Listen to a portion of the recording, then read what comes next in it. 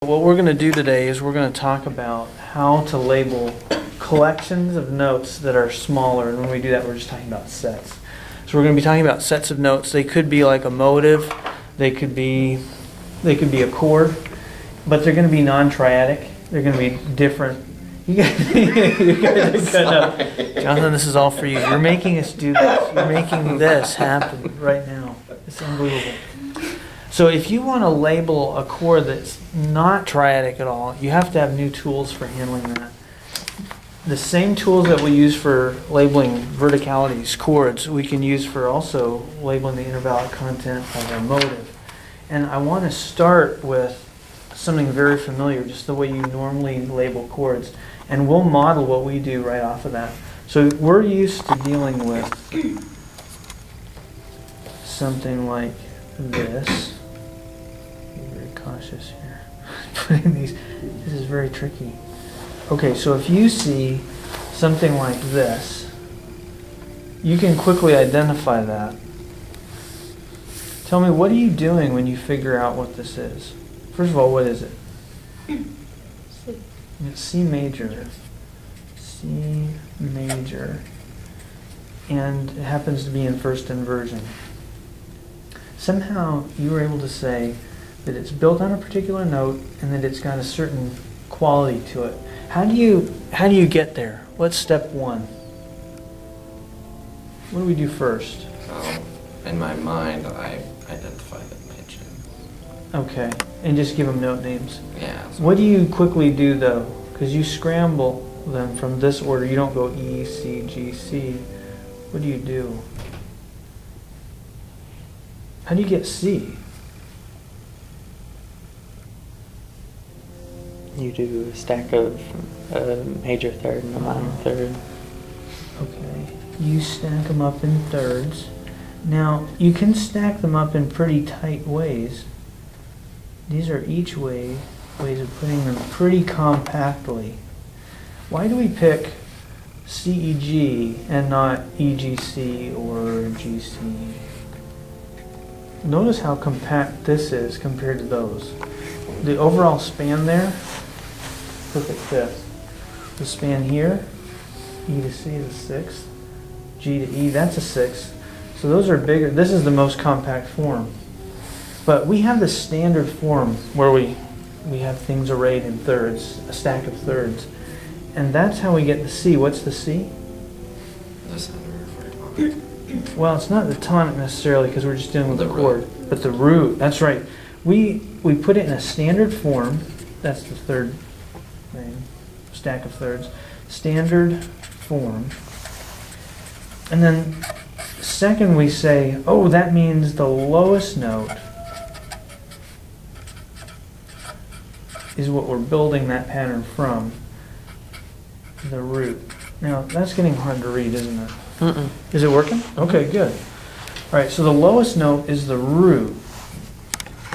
And we think of that as the source, the place from which we build the rest of it. What do we do to get this part? Thus far we've said how we get the C, but how do we get major? We put it in a standard form. We say, okay, this is a C chord because the lowest note is the root, the thing we're building from. How do you get major? The fact that it's a major third, then a minor. Good. C, E, G. I'm making it big so we can really read it. There's a major third and a perfect fifth. And we say, given these intervals, we call that a major triad. Those three notes are major. So we find the quality by doing what? We're looking at intervals from the root. It's a way to represent intervals above the root. Okay, so three things we've done just to get at these two elements. The very first thing is we put it in this compact standard format. Not this one, but that one. And the lowest note there is our root. We say C for that reason. Then we look at the intervals above that and say, oh, major third with a perfect fifth. That's what major is. we're interested in the intervallic content in the end, aren't we? And that's what we're going to be interested here too. Yeah, let me pick a chord that's a little bit funky here. Let's start with this. Okay, so this is the score first. We're going to look at Liturgy of Crystal. That's what it's called. It's the first movement from the Quartet for the End of Time by Oliver Messiaen. Get one more for you, Jordan. Okay, now take this one as well. I'm taking the piano chords and just pulling them out, abstracting them from the score. This is kind of like isorhythmic motets of old. Have you learned about those? Isorhythm? You have a rhythmic pattern and you have a melodic pattern. Talia is the rhythmic and color is the pitch pattern. And you set that up and repeat it again and again, and then above it the composer can do all sorts of stuff. But it sort of forms a foundation on which to build. And that's how Messiaen is building this as well. He's got a rhythmic pattern that he repeats, and he's got a pitch pattern. I'm focusing on the chords which form that pitch pattern. It's 29 chords long, and then he just repeats those 29 chords again and again. That's the foundation for this. It's kind of like a passacaglia or a chaconne then, isn't it? Because you got this repeated thing and he just does different things on top of it, and that's where the variation comes into play. It's not in the chords, but in what he does up above it. We'll listen to it in just a sec, but just notice that some of these chords are pretty funky. These are so thick at the beginning that I'm going to go to the end where the chords are not quite so dense. Let's start from the end. So the very last chord, chord number 29, has G flat, C flat, E flat, and F.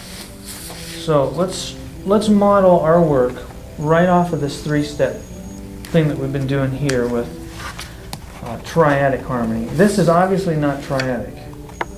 Can you stack that in thirds? It's not going to work, is it? We want this as compact as we can get it, and the easiest way to put it in this compact or standard format is to exclude the biggest interval. If you just try and assemble all the small intervals, you take a long time. But if you find the biggest interval and just exclude it, that's the quickest way to get it really compact. Alright, so we're going to try and put it in, it's called normal form. And you don't have to write any of this down because I'm going to give you a handout with it all on there in just a sec. But normal form is most compact. This thing is losing it. Go, go, go. Most compact as you can possibly get it. So let's look at this and see what our biggest interval is. What I do first is I list it in scalar order, lowest to highest. So if we start with that G flat, well, maybe I'll work my way down. There's an F there, there's an E flat, and there's a C flat. I could put that either place. Alright, so as long as they're in ascending order, and I'm not hopping around, I don't ever double back on myself, I'm dealing with scalar order. Now, let's look at the intervals between these things.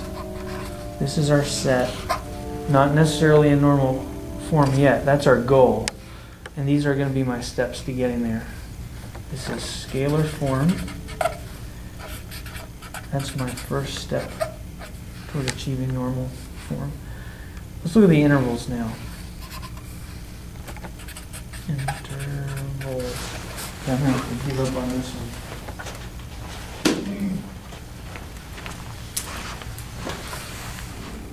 Intervals. There we are. Okay, what are the intervals here? C flat to E flat? How big is that? No. Major third. Major third. Now, I'm going to do this all in semitones. So how many semitones is that? A major third is 2 full tones, right? So 4. Okay, so there to there, 4. E flat to F, how big is that? That's just 2. Good. F to G flat? That's 1. 1, and G flat to C flat. Well, G to C is a perfect 4th. Remember what that is in terms of semitones? 6. 6. That's a tritone. So then 5 then. 5, yeah. Oh, yeah. There you go. You'll get used to those. It takes a while to learn those and be comfortable with them. So here are intervals. And here's the biggest interval. My job is to exclude the biggest interval. And I've done that by putting the G flat last. I so naturally put them in normal form that I just do it. And so I don't really have another step to give you here. But what I've done is made sure that the biggest interval is the last interval in that list. And when I've done that, that means I'm putting the biggest interval as the way to get back around here. You see, this arrow is actually back to C flat because it's a pitch class. It's down here, but it's also up there. Think of the circle. You can do it around the clock face, the circle diagram. You can do it there too. So let's picture it that way. We've got a C flat, E flat, F, and G flat. These notes. And what we've been doing is finding the intervals around. To go in scalar order just means to go clockwise and not zigzag, not go backwards, no counterclockwise. That's doing this step. Now the intervals are 1, 2, 3, 4. And it's easy, isn't it? You just count clicks around there. 2, 1, 1, 2, 3, 4, 5, 5. Those are our intervals. Okay, so that scalar form, find the intervals, and now third, we exclude the biggest interval. Here's the biggest one. The way to exclude it and not experience it is actually to start at its upper boundary.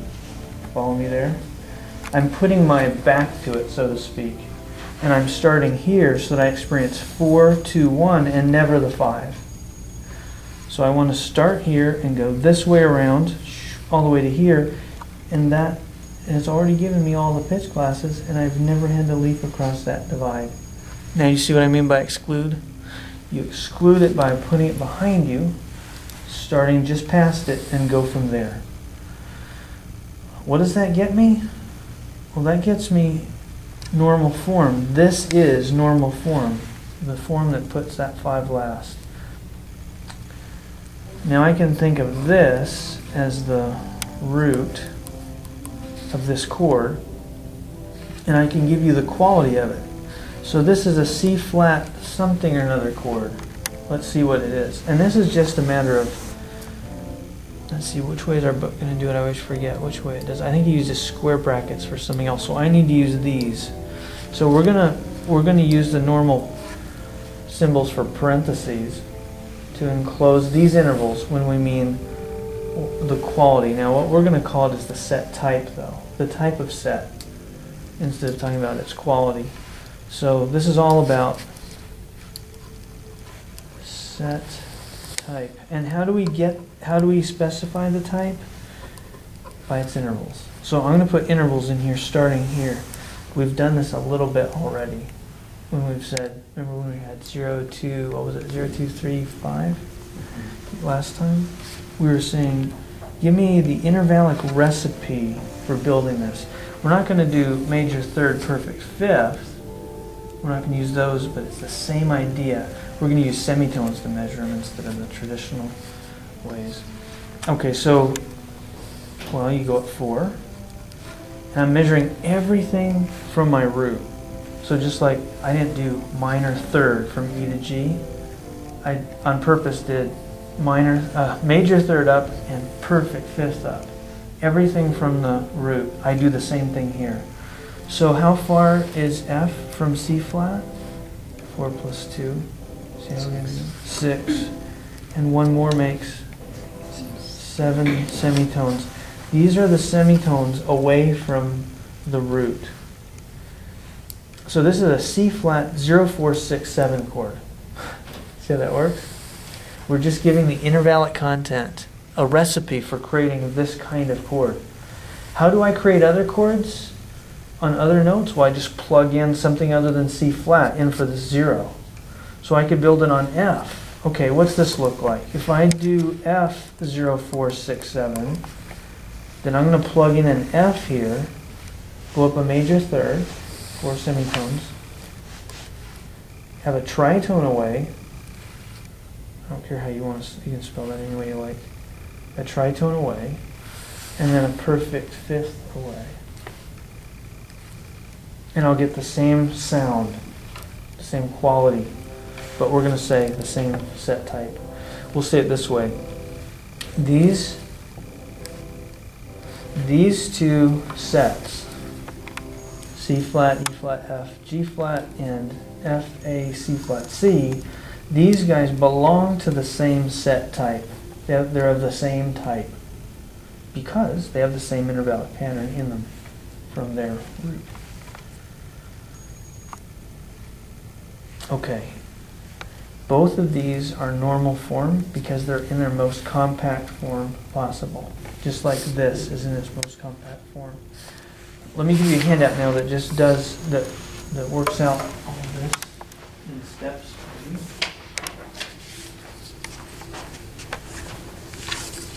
This handout is called How to Name Unordered Sets. Ordered sets would be when you care that the notes spill out in a particular order, as in a motive. You know, da da da dum is not the same if you go ba ba ba bum, you know, or ba ba ba. You know, you don't do that. You don't go ba ba ba ba. That changes everything. It changes its whole nature. You go ba ba ba bum. You know, you have to do it that way, or it loses its identity. Order matters. But as soon as we start scrambling them and putting them in a new order, we've lost whatever the original order might have been. Chords are that way. You don't care what's first, what's second. They all happen together. Great, you know. You don't care about order at all. So it's that kind of set that we're dealing with here. We'll treat ordered sets in a very different way.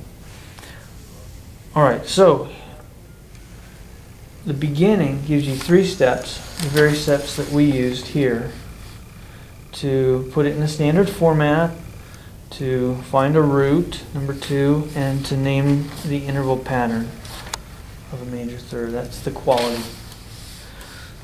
Root and quality. Okay, now a new way to name kinds of pitch class sets that can handle non-triadic chords. And here are the steps. Here we're finding the normal form, the most compact form of the set. You put it in scalar order, find the intervals. Number 3, find the biggest interval. Find the pitch class that comes after that biggest interval and make that your root. A standard note to which all the others will relate. Why do we do that? Because we want the most compact stack of notes above that root we can possibly get. We want to exclude the biggest interval. Okay, now number 4 says, write that pitch class, the one that follows the biggest interval, and list all the other ones after it in scalar order. And what results is normal form. If you do those steps, you get normal form. The list as it now appears is the pitch class's normal form, its most compact form. Now the set type gives you the interval pattern within the normal form. So that's what this next thing is going to do. So Roman numeral 2, naming the set type. This is where you provide an interval pattern found in the set when it's in normal form, and here's how you do it. Number 1, represent the root as 0 because you're giving everything according to its distance from this point of reference, from the root. And the root is no distance from the root, so you put a 0. And you place it first in your list. List the intervals from that root to every other pitch class in the normal form of the set. Just give their distance from the root. And then enclose it in these parentheses to show that it's not, as it shows here. See the curly braces? Those indicate pitch classes. So when you see these, that means those numbers are not pitch classes but are intervals. And that's really important to remember. The brackets matter. Okay, and then I'll let you read the rest of that. So that's just we're going over this because this is what you're going to take home, and I want to be sure that you make a connection between what we just did here and the fact that this represents all that. So when you go and do this, you'll feel at home with this handout, okay? Any questions on this? Okay, let's try it out. So grab your Liturgy of Crystal sheet and let's start. How about, we'll back up a little bit. Try chord 23 and see what it's about. You want to put it in normal form and then find the set type. Do those two sets of procedures. I'm going to work it out here, so camera, you can just stay on me if you like. All right.